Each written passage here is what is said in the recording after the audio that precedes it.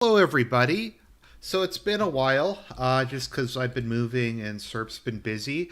But I'm glad to have him on again. He's always a fan favorite, and we always have interesting discussions. So glad to have you on, man. Hey, hey everybody! Thanks for having me on again. I've been listening to some Marshall Industrial on the way home from work to try and get ready for this, I guess. I've been going through a biography, like a complete history of the American Mafia, and then I just finished the Godfather book today. So, What do you think of? You finished the book? yeah. I haven't seen the movie. I saw it once when I was like in middle school, and I remember like vaguely liking it. The book's really good too. It's just kind of different. It's different and more detailed. It's sometimes interesting to read because writing is more objective. Like it'll say Michael had this expression on his face or Michael felt this way, whereas in the movie, it's a movie version of something. It's more ambiguous. You know what I mean? Hmm. Like it'll say what people's intent was. That was an issue in the last couple seasons of Game of Thrones where they didn't write people's motivations or they didn't tell the actors what their motivation was. So they couldn't write summaries for some episodes. Uh So I listened through the audiobook of Silence, and like in the audiobook, the persecutor of the Christians says that the priest was deceived, and like it's strongly implied that it could possibly be Satan that deceived him, like multiple times. There's also when he commits apostasy, like there's a cock crowing, but from I have yet to see it because like I really have a hard time watching a 2.5 hour movie that's against my faith. so But was from it my supposed to be like anti-Catholic or was he just trying to be like thought the writer provoking? of Silence wrote Silence as like a pro-Catholic book. Like he's No, a I mean the Catholic, and it's movie. oh, the movie is just kind of like God saves everybody no matter what, like universalism, antinomianism, I think, but I haven't seen it yet, so I Okay, don't so it's know. not specifically like anti-Christian. It's just kind of. Yeah. Well, that's interesting. It's especially funny because I've been watching Scorsese films.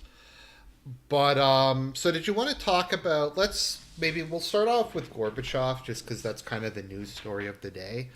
So Yeah. so Gorbachev is died today. We sincerely hope that he repented and embraced Jesus towards the end of his life. Um, I don't know if Gorbachev is necessarily an evil man. I just think he's a profoundly weak and inept one. Would you say that's fair? Yes, definitely Gorbachev is a very weak man. Um, so like one has to wonder if you're the leader of a country and you have no will to kill people to maintain that country, the living standard, the law prevent chaos from breaking through, does that make you an evil man? And if so, then Gorbachev would be evil. I kind of believe. I think it was Machiavelli who said only princes should have the right to lie. I just think, in terms of if you want to rule a country, particularly a country like the Soviet Union, you have to park, to a certain extent, normal human morality at the door. Um, and just do what needs to be done. And I think Gorbachev, I don't know if it was because he was weak or out of a misguided sense of humanitarianism. Extreme aversion towards violence. Do you think that came from weakness or from like an actual like dislike of it for I moral think that it reasons? comes from living as a child through the Second World War and through Stalinism. That it kind of included him as like, I'm going to be the opposite of Stalin. Because like I would say Stalin is, even if he had a lot of achievements, was an evil guy. Like I don't think that's really arguable. That's not very well, yeah. Whereas Gorbachev, I think, was just kind of profoundly weak. It is an interesting thing as if you've talked about with the whole prisoner's dilemma. like that. Uh, didn't no one really want the Soviet Union to break up, at least initially? Yeah, definitely. Like, I mean, so the Baltic states and the Caucasus states wanted out until the extreme end, right? Mm-hmm. But like, to be like, so even Yeltsin really wanted some kind of like more coherent successor or transformation of the Something Soviet better Union. than the So, CIS. yeah, because I recently listened through the audiobook of a I think it came out in 2021 collapse. I've read a lot of books about the end of the Soviet Union and the 90s in Russia. And basically, like from my I wasn't aware of this before. Yeltsin actually, his main idea was to follow the suggestions of Solzhenitsyn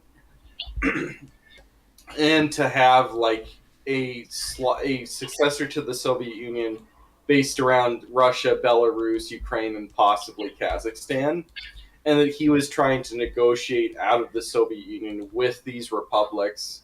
And so the December 8th meeting with Ukraine, Belarus, and Russia was actually to try and create the successor state, but Crackshaw refused to have Ukraine be a member of the Slavic kind of unified, Was like that a because of his Yugoslav. meme belief that Ukraine was funding the Soviet Union?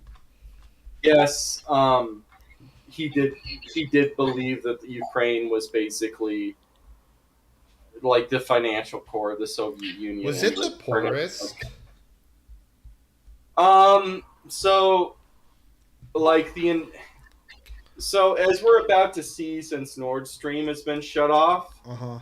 that uh, Europe is really in need of some natural gas and oil from Russia. And so, despite all the heavy industry in Ukraine and like the technological sophistication of its nuclear power plants, it was highly dependent on Russia for energy. And so, when it pulled out of the Soviet Union, it has never recovered even to 1980s living standard. Mm-hmm.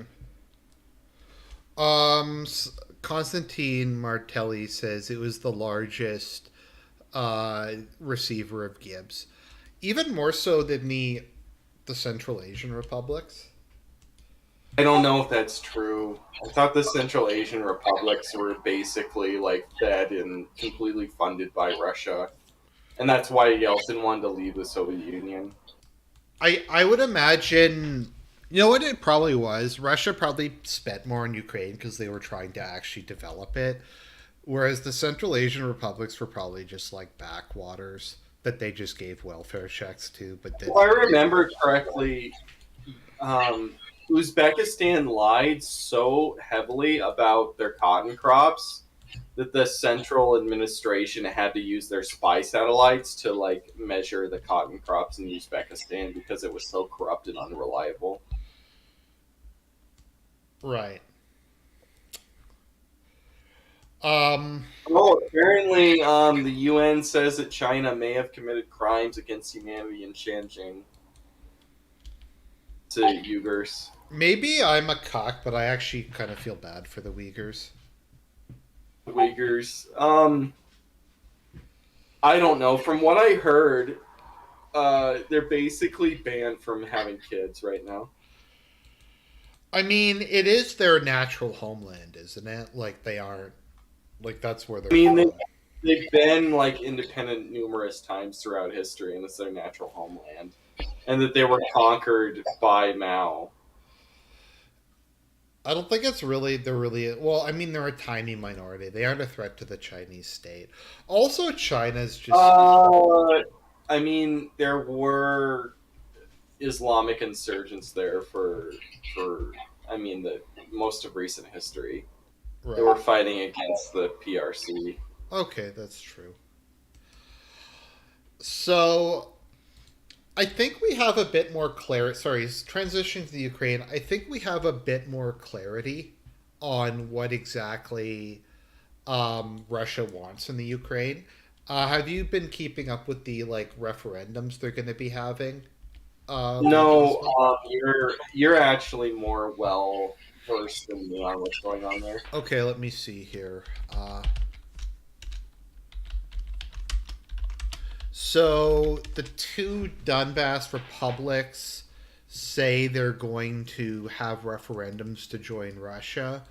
Also, let me just look at what the oblasts are. Um,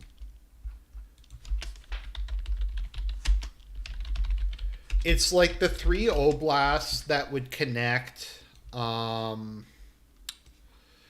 uh,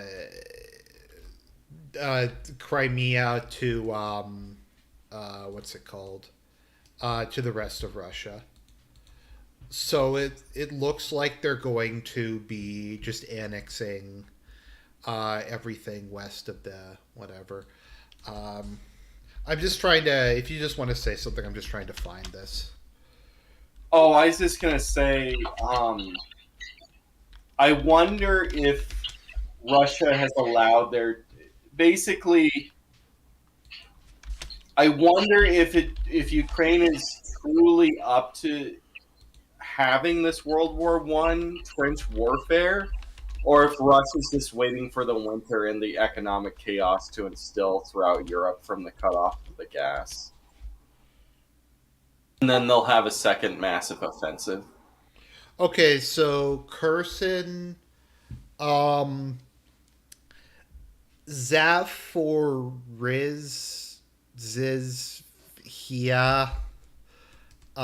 Which one is that? I can't pronounce this.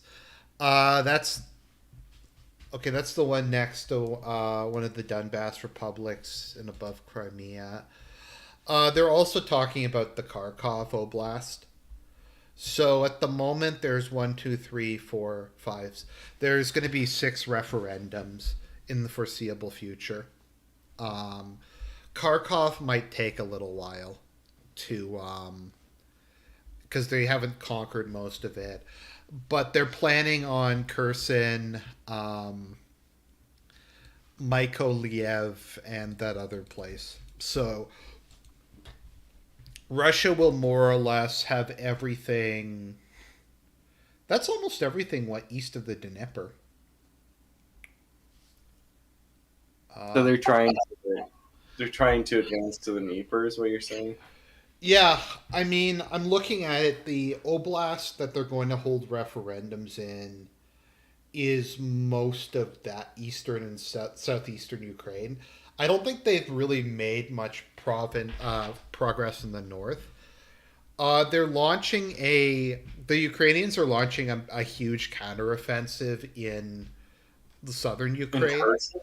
Yeah, Yeah. someone showed me a picture of it, and basically they just got completely enveloped and destroyed.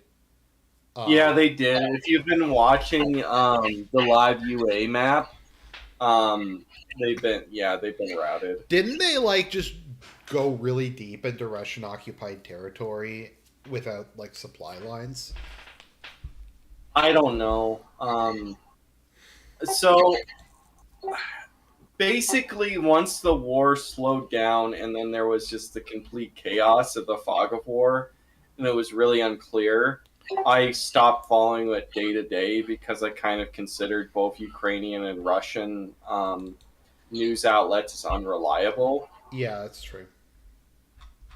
And so you probably know more than me because I just didn't really have the will to cipher through it.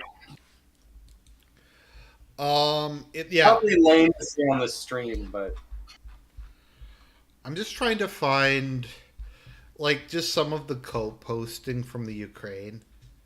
Um, so this was what someone said. Considering combat strength of the BTGs, this can only be sustained for about 20 days. The trapped Russians are out of gear. Russia will lose all of its soldiers within 1 month. So I think the Ukrainians killed like 30 and lost like 1,000. They basically got their asses kicked, but like the cope is that Russia's out of manpower, and this Kherson offensive is gonna like somehow work. So here's the thing that I don't get about the whole thing.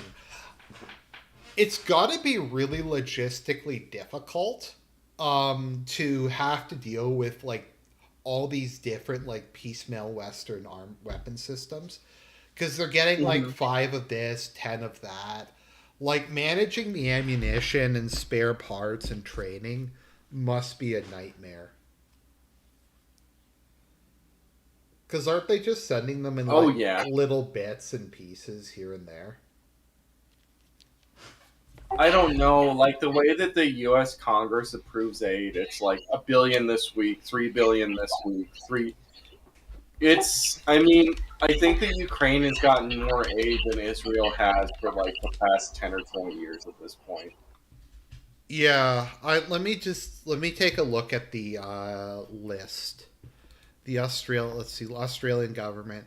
So like the Australian government sent them like 655 millimeter howitzers. Um, the Belgian government sent them 200 specific anti-tank weapons. They sent them 5,000 FNCs. Like I don't get how they're supposed to maintain like that many different types of weapons. Um, oh, Czech Republic sent It them. just kind of reminds me of like the final battle of Berlin where like all the soldiers were using hunting rifles and stuff because they ran out of ammo for their standard issue weapons. So Yeah. like it was complete chaos. Um, I'm just looking. Yeah, so that like France sent 18 of one type of self-propelled artillery. Germany sent them like 15 of. It's just I like they sent them 3 of a specific multiple launch rocket system. I don't know how they're supposed to like maintain spare parts and ammo for like 3 units. I don't think the Ukraine also has the ability to maintain to produce ammunition in any significant quantities. I Um, thought that Ukraine had like a big weapons that they produced a lot of Soviet era, late Soviet era weapons, and that they were the second largest standing military in Europe. maybe. I mean, I don't know how much. It might be bigger than Turkey. I don't I don't know know. how much of that industry though was in the eastern, because wasn't Eastern Ukraine the most industrialized? Yeah, the Donbass was the most industrialized. So, because I've heard Ukraine's running out of ammunition. Um, This is why I just kind of like I just consider it white noise. yeah, so apparently the biggest producer of post-Soviet weapons is Bulgaria, um, ammo-wise, and so Constantine is saying that they've basically Bulgaria's jacking up their rates. Um, so it looks like Russia is just going to take everything east of the Dnieper. I don't know how long this thing is going to go on for. I my narrative is that both sides dramatically underestimated each other at the beginning. Um, I think Russia was just expecting the Ukraine to put up no fight and to just collapse. Yeah, it looks like they kind of respected some kind of repeat of 2014 with the Crimea, and that they would just kind of walk in. And I mean, like, if I said anything like that, that would happen, I'm sincerely sorry. I mean, like I said, Ukraine is probably the third. Ukraine has the third largest standing army in Europe after Turkey. So it's no surprise that they would be able to be as confident as they are. And as the joke goes, a bunch of Russians have all these Ukrainians surrounded, and they say, "Are you about to surrender? Looks like you're out of ammo." And then the Ukrainians say back, "Russians never surrender." Um, yeah, but I had thought that like low morale, um,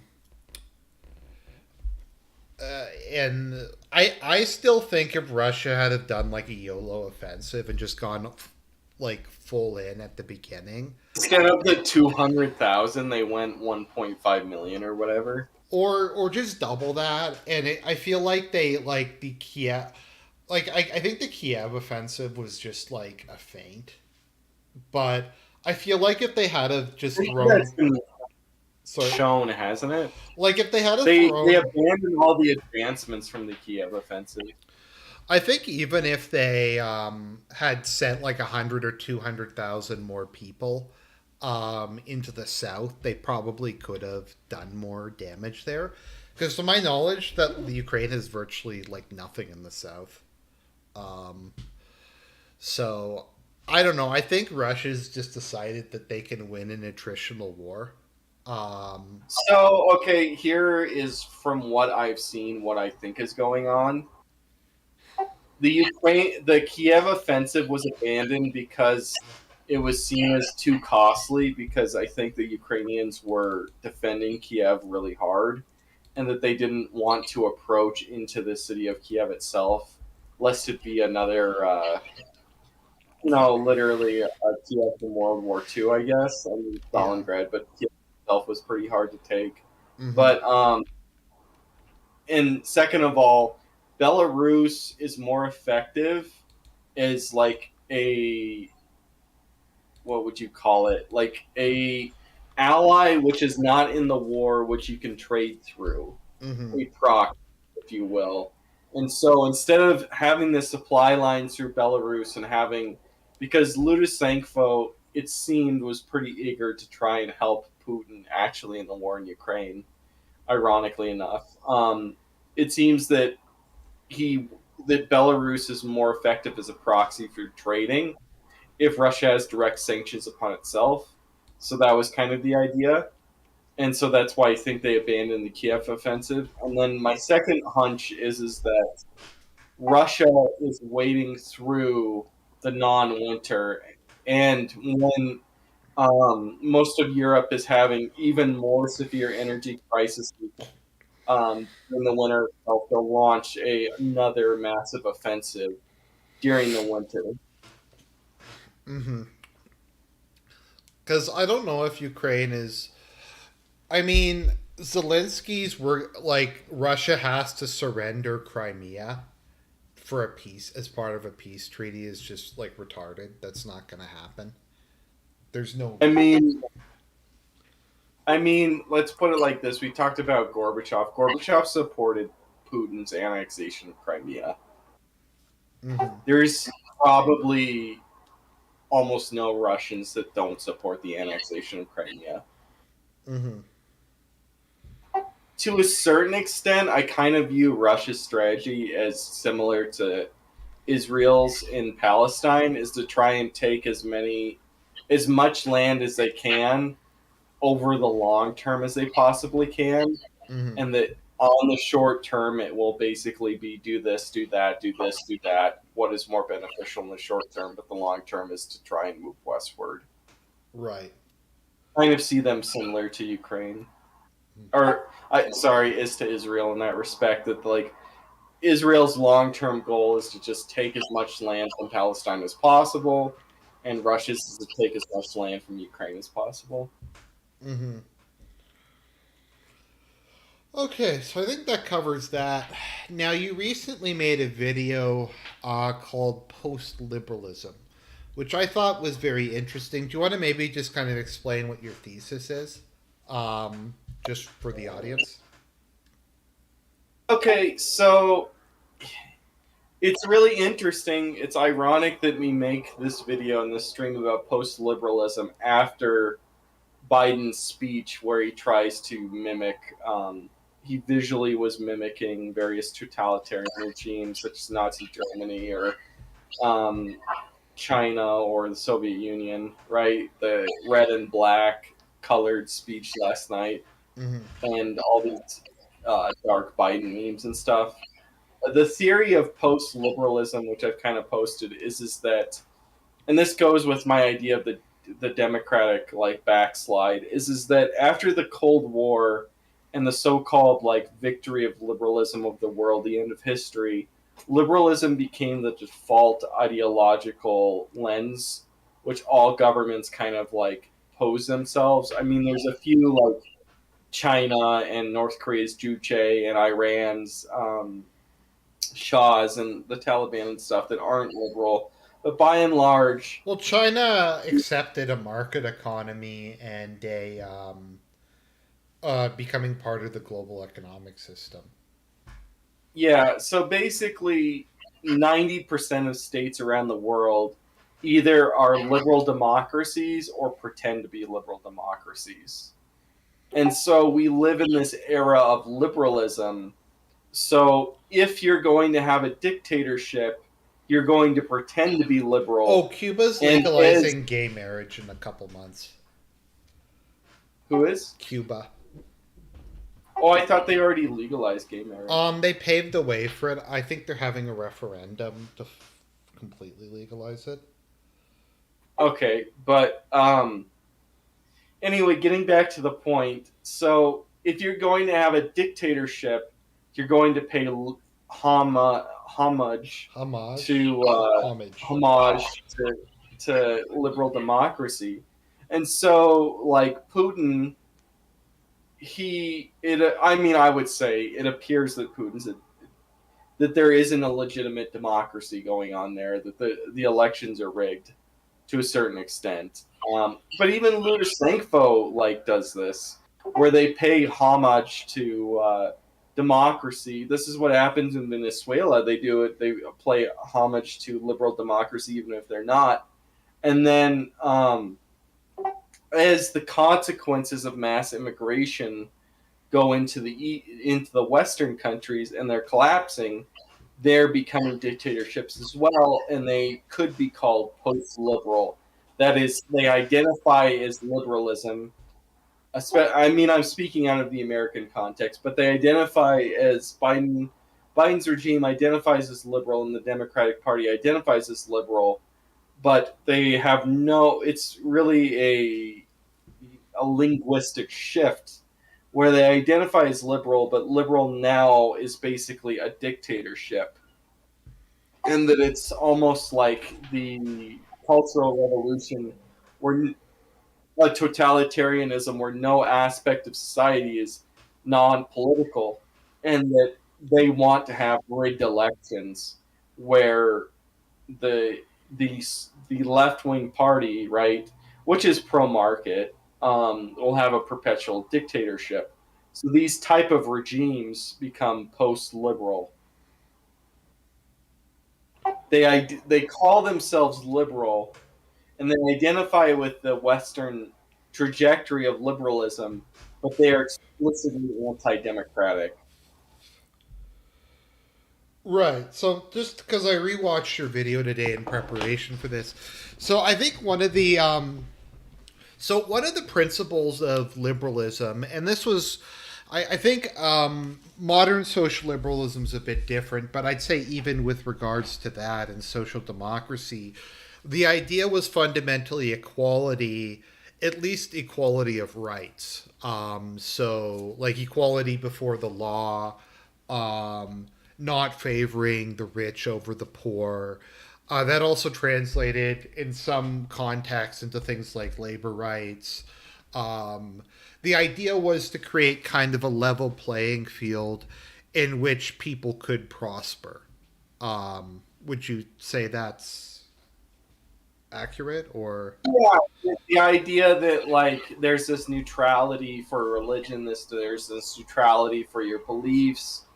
That when we talk about video games, we're apolitical. When we talk about Dungeons and Dragons, we're apolitical. When we talk about baseball, it's apolitical, and it's this kind of like neutrality that exists throughout society, and that there's a specific political zone.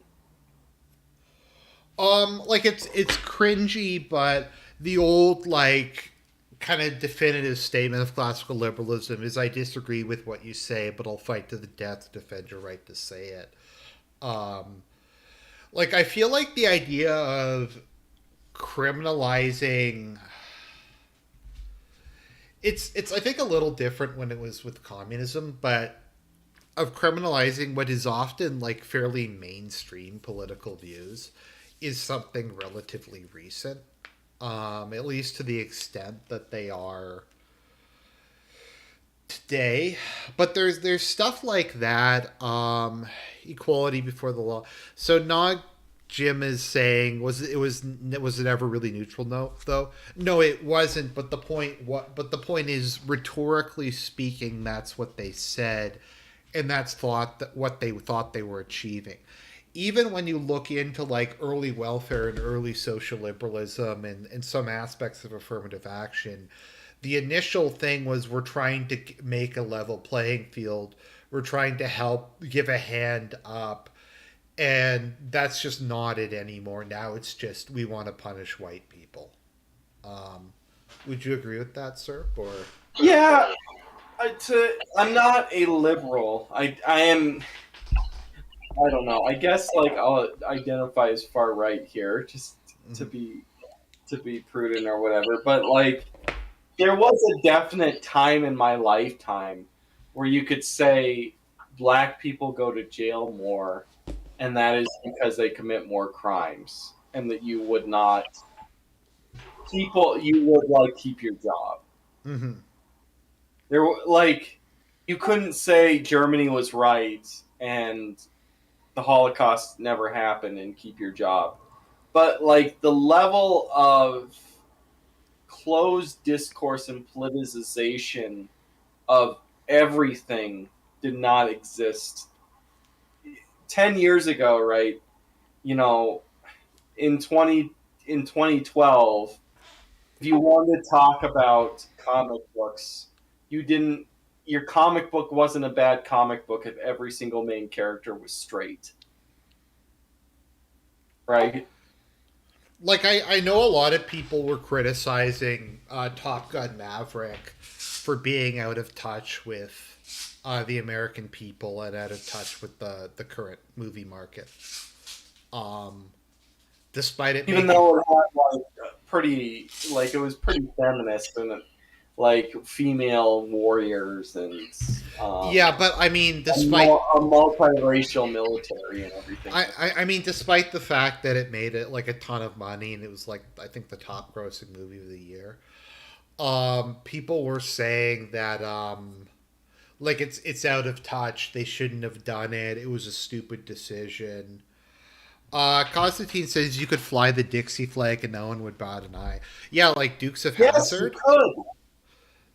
Like Yes, Dukes of Hazzard was a TV show. You could fly the Dixie it flag. was also a Nobody would movie. care. It was considered just being part of the South. Um, like racism was wrong because it was like racism was considered wrong because I don't know how to say you were like aggressing towards other people and misjudging them. Not it wasn't like some kind of religious aspect. Like I don't know the severity of the allowable discourse is considerably narrowed.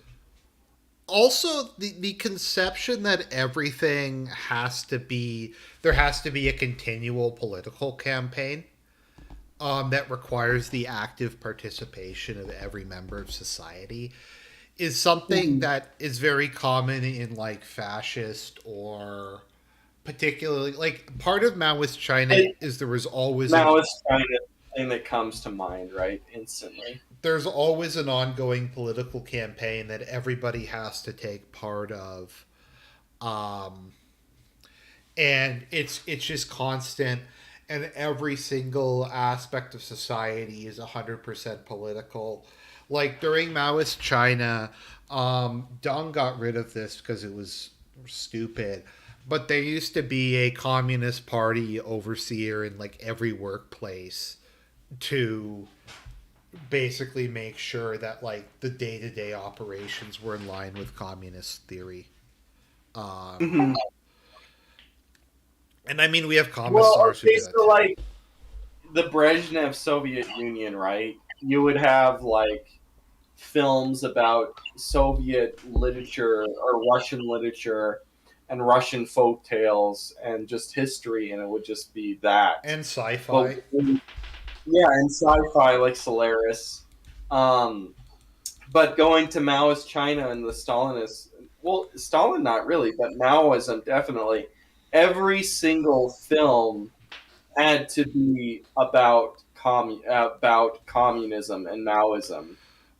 They because when I was reading the book on Dung, they would even like prevent just massive propaganda films from being published because they were considered inconsistent. Like they banned all theater except for like I think it was like 10 plays that Mao's wife wrote. Um, Yes, all plays and all films had to be approved by Mao's wife. and I feel like at a post Stalin at least, I don't think it was expected to nearly the same extent that every Soviet citizen was continually participating in political campaigns. Also, and I'm not trying to idealize the 90s or the early 2000s, I'm just saying how much things have changed. Do you remember when like sports used to just be sports? That's what I was saying earlier. I talked about. I mean, I've listed a bunch of different things, but like, if you like baseball, it's just baseball. If you like hockey, it's just hockey, right? Yeah. Like to me like and I remember at the time people brought this to me the turning point was when they started putting breast cancer on everything, like when they started forcing the NHL to wear like pink jerseys and stuff like for breast cancer because no one was aware of breast cancer before that happened. It's just it was the need to just insert it, and I do get that everything is to a certain extent political, but I think that the idea that it requires active participation instead of just there being a slant, like a lot of movies I feel were had a liberal bias because the people who made them were liberals and that was their worldview, but I don't think the primary focus was necessarily on the propaganda aspect. Yeah. I mean, okay, so like, I guess like, okay, the joke's on you. You're currently streaming on YouTube, even though I don't know how many videos you only put on Bitchute anymore. But I mean, I guess I don't going because off into the BitChute is weeds. shit. Anyway, going off into the weeds, yeah, I do censor myself on YouTube, and when I say stuff I don't think will fit on YouTube, I put it on BitChute. But like, okay, you're not living in a dictatorship because you're streaming on YouTube. Okay, well, the United States just hired 86,000 tax farmers. And Biden routinely threatens half of the American electorship with violence towards them, calls them extremists, and say that they are an enemy of the state, and threatens them with violence, routinely saying, "You can't fight me because you don't have F-15s."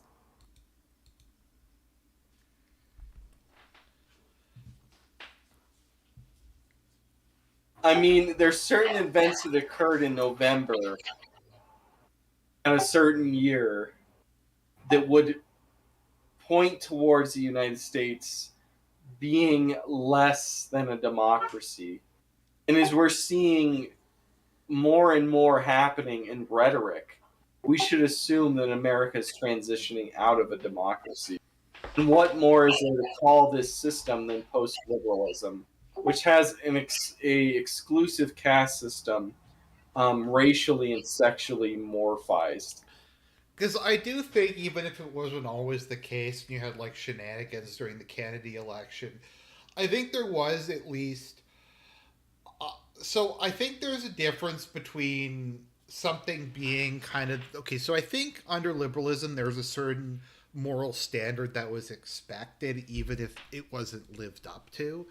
And I think like one man, one vote, and whoever gets the most votes wins, and that's how you run a legitimate election. Was, I think, in theory at least, how people thought about this Well, before. the neutral rule of law is falls under the liberal ideology. Mm-hmm. So one man, one vote would fall under that ideology. Post-liberalism, I mean, these people have literally said that it's fine to cheat if it's to prevent Trump from winning. Well, there's the double thing because they also claim there's so in the historiography. Did they deny that like there was rigged elections during Jim Crow?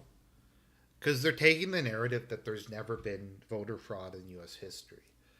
So No, I mean during the Reconstruction, right? There was rigged elections, no, I'm saying during that, and but and during Jim Crow. yeah, but like the narrative that Martin Luther King, and I did a parody video on this that's saying MLK was QAnon, was he complained about like voter fraud in Georgia.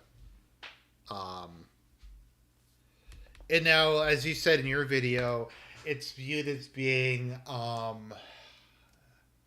I forget what the term you used was, but it's impossible. Um, it's impossible to me. Like them saying that somehow the election, It's categorically impossible, yes, according that to was them. it, that the election was smoother because of COVID than it would have been if it was a normal election. Um, which is impossible. Even if you don't think there was any that doesn't make any sense.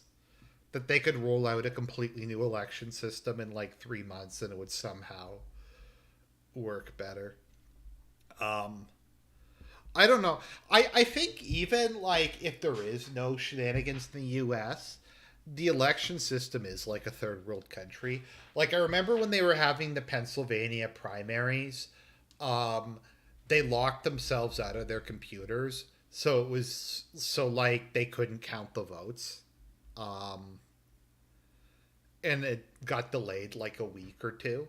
Like I can't think of any other country that has so much trouble counting election Well, votes. wasn't it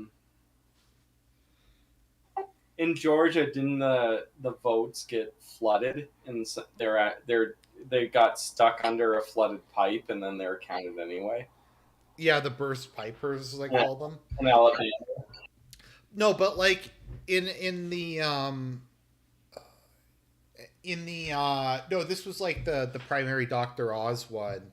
They literally locked themselves out of the USB drive that had the votes on it, so they couldn't access the votes. And they had to like, I don't know if they had to hack it or they had to break into the USB drive to try to get the votes off of it. But it's like it seems that like every other country, and people talk about local yada yada, it's different in the US, but like France counted all their votes in like 3 hours. Canada like got everything done in like 2 hours. Um it's just a mess. The question is, do you think that the red wave will happen? I think that they'll take the Congress, but not the Senate. And my reasoning is that, or they might budge one or two seats in the Senate. So basically, like, America's an interesting thing, right? Because the House is done on a single district plurality in regionally. So basically, it's impossible for Democrats to cheat over the top of Republicans in the House. So Republicans, even if Democrats cheat, will have viability in the House indefinitely. But when it comes to the Senate, it's different because they can just harvest votes in metropolitan areas to prevent them from winning the states if they have control of those metropolitan areas. Mm-hmm. So Republicans could win every single rural Congress seat in Pennsylvania, but Republicans could just make up a bunch of fake votes in Pittsburgh. or Philadelphia. Mm-hmm. Um, yeah, I think that's yeah, we might have split control. Um, at the same time, though, the red governors seem to be increasingly like willing to use state power. Like DeSantis just forced through like a really flagrant gerrymander. Um, Based red pilled.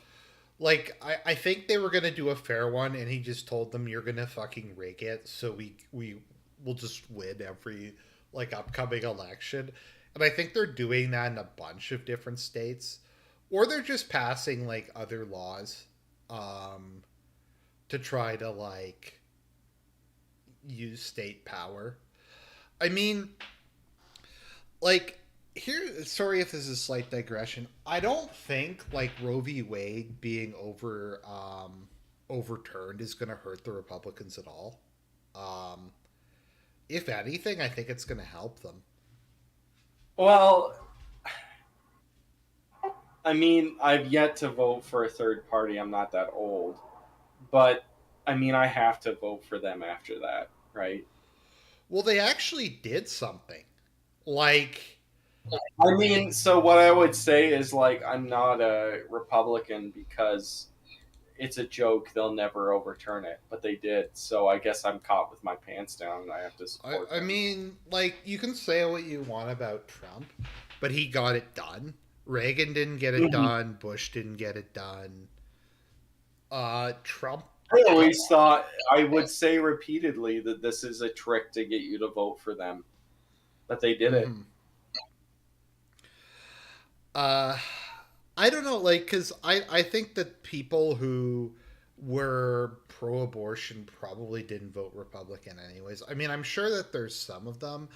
I do think a lot of people though will be like, "Oh, voting red actually did something for once." So I don't really think it's going to be as big a deal as they're trying to play it up as. Um, I think that there's a decent chance. So the narrative I've been seeing from some of the political YouTubers is they're going to run Biden again because they have no one better. Um, Will Biden be alive in 2024? I don't know. Maybe he'll just be hooked up to life support.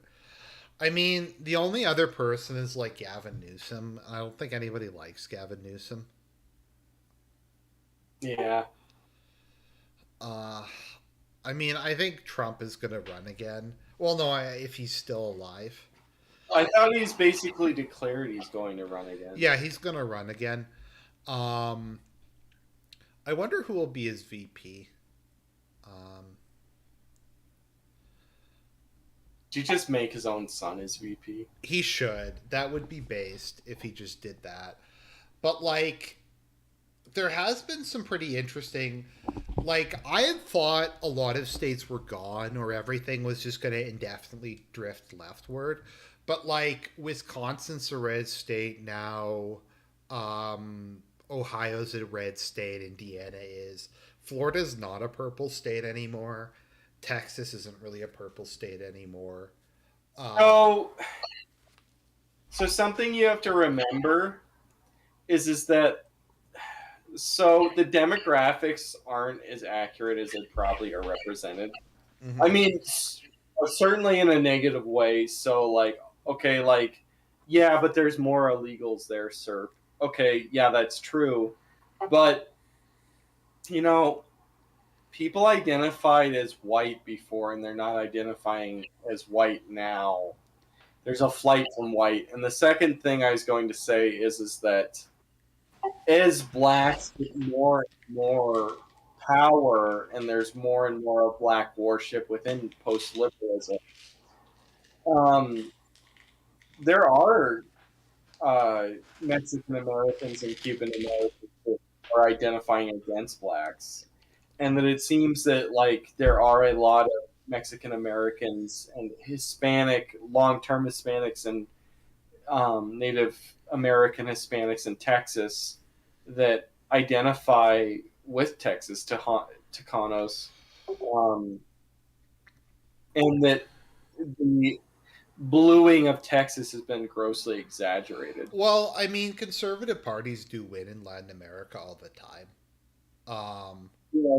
it's not like every Latin American country's like Venezuela. Um, they tend I mean, towards, okay, and the other thing is like, well, Bolsonaro Latinos, won. Latinos that work, they pay taxes. Like, why are they not going to be pissed off when their taxes go to garbage? Yeah, because I feel like some of them have been there long enough that they're invested in the system. Um, so like things like black crime and economic dislocation and stuff like that is actually kind of a problem for them. And the other thing is, it's like, again, going back to identity, when you're mixed race, it's not, when there's a clear distinction between blacks and whites, okay, but they're a mixed race population, so that they're able to identify with both sides. That with Latinos in America, I don't know, with Latinos or Latinos, they're going to identify along a spectrum as they blend in with whites along a spectrum. I think like so I remember back like during the Obama era, Hispanics were really heavily promoted as being like the future face of the Democrats. I feel like Hispanics have completely fallen off of the media radar in favor of just total worship of blacks. Yeah, post-liberalism is obsessed with blacks and outright worships them. Because I remember like illegal immigration, amnesty for illegal immigrants, all that stuff was like the dominant news story during like Obama's reign. And then when he left office, everyone just doesn't even talk about it. Like, how often do they even talk about illegal immigration anymore?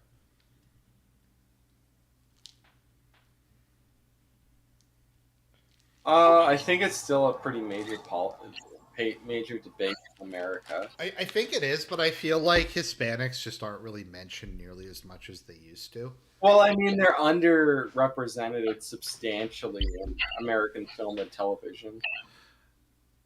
Yeah.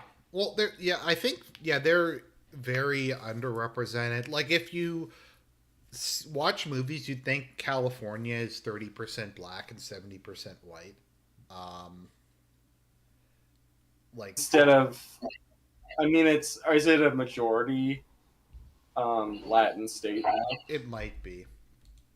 Um, but that tends to be the impression like you get from a lot of stuff that Hispanics don't even exist. Um, so yeah, I think just going back, refocusing this. So I think signs of political post-liberalism, continual political campaigns where everyone needs to actively participate in state ideology. I think an abandonment of any conception of equality or personal freedom as being an inherent good. Because, like, I think, remember when they said gay marriage won't affect straight marriage? Um, we just want to not Yes. persecute them.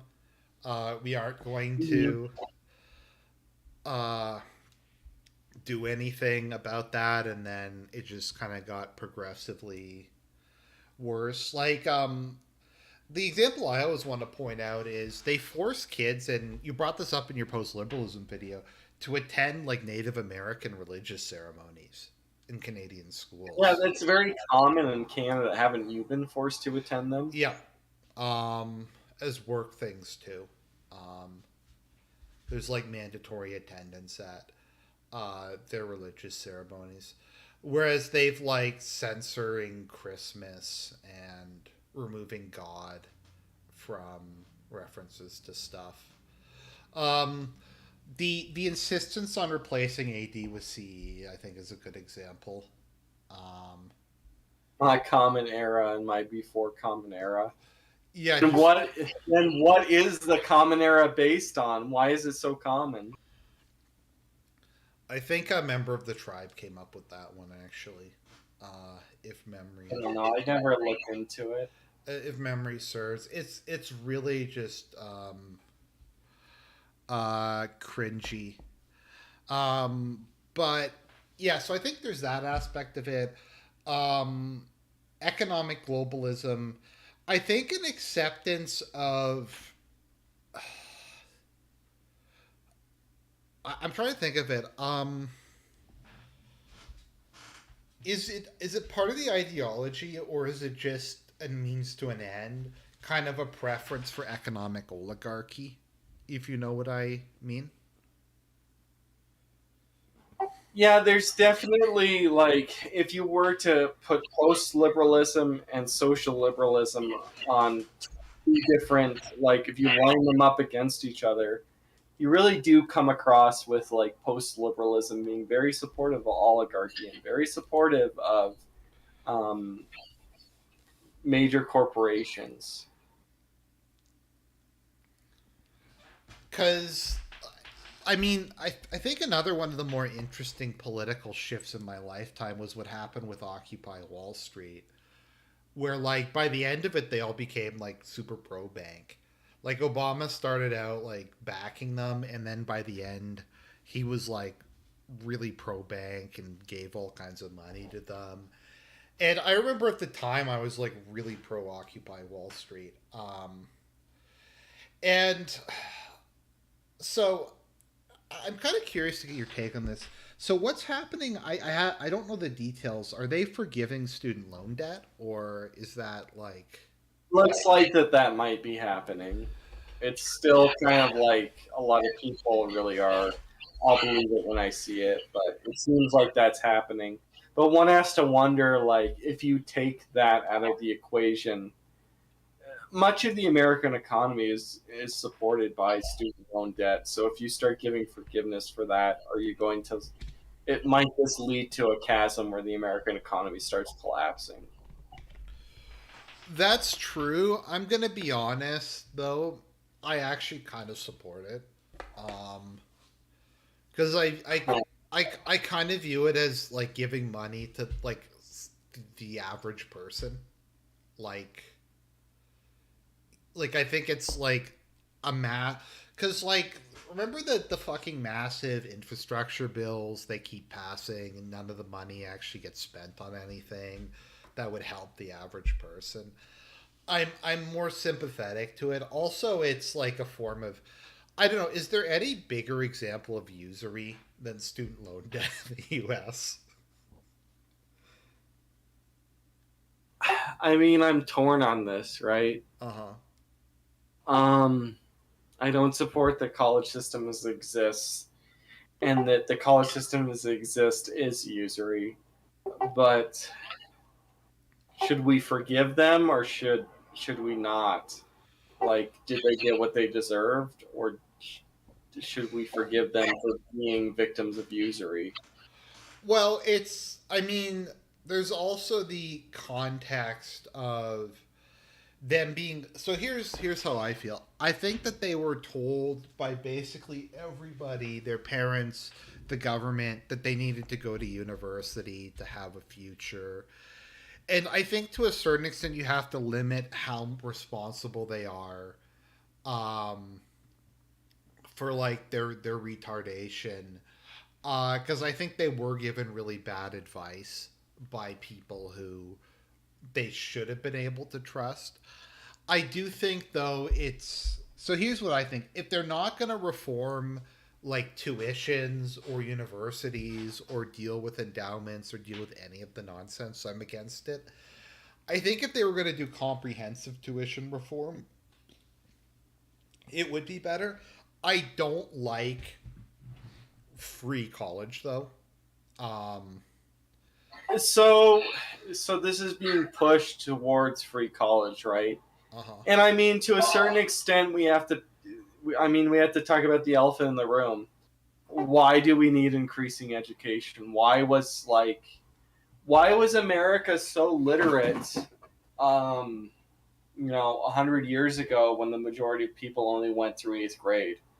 why is there everybody has to go through high school, everybody has to get a bachelor's degree, and now we're pushing towards master degrees? Well, that's going to be a definite eugenic decline, dysgenic decline that's occurring, that as our intelligence decreases, we're needing more and more education. um, but also there's a useristic aspect of this too. Well, how they can't be discharged during bankruptcy, the only form of debt that can't be. Hmm. I mean, how much utility is there to these bachelor's degrees? Have all these people been sold down the river and just kind of like, as a child, just told that they need to get them, as you said? So like there's that aspect of it. I actually kind of like the system we have in Canada where I don't know if the government just caps tuition or whatever, but tuition is like not that expensive and there is aid for poor students. I don't like the idea of I don't like the like something that irritates me is when people say free healthcare, like that we have free healthcare in Canada, because it's not free. It's paid for by tax dollars. I'm not even against it. Mhm. I just think it's dishonest to say that. And like they talk about, oh, just the government gives you free stuff. And that's kind of how I also feel about like college. I think you should have to contribute to it, at least somewhat. But I am sympathetic because it is usury. I think the Bible is pretty clear about debt slavery. Um, and like I don't know. Is like if your economy is based on hoodwinking like kids 17-year-olds. 17-year-olds into taking debt that they can never like pay off, like that's just so fucked. Does that economy really deserve to exist? It's just sad. So is Biden actually responsible for inflation? Because I have no idea like if he's actually responsible Um, for it at all. let's put it like this: Trump is not responsible for it either. Uh-huh. They're both responsible. Like because I just it to me I find it hard to believe that just immediately um hyperinflation just showed up when Biden became president, and there was like it just wasn't a thing under Trump. I don't know. It just seems weird to me. Uh, I don't know. I think that Trump is equally as responsible for the economic shenanigans that are going on as Biden would be. I mean, Sorry, not sorry. to be fair to Trump, he was president during the height of COVID, and most stuff has opened up now. Um, Also, everyone's just fucked because of the whole Russia energy thing. Um,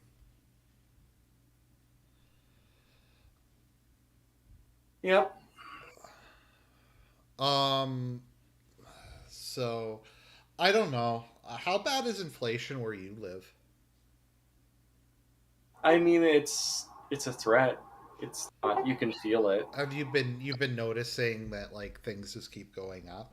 I mean, it's a lot more money was going into the savings account when I had a job that paid less than the job I do now. I'll put it like that. Yeah, food prices have Getting just paid more, but like a lot less money is going to my savings account. yeah, like food prices are just I mean rent and food prices just far outpace. I think official inflation numbers are bullshit, but I think we all can agree to that. Um, Yeah. that they're just yeah. So I think we covered most of what we wanted to cover. Is there anything else you wanted to add? Um. I mean, I guess like as we said, pray for as we talked about praying for Gorbachev, probably we should just pray for peace. Mm-hmm. For Ukraine. Pray that America doesn't fall prey to this post-liberal dictatorship and the horrible consequences it will have for our society. Uh-huh.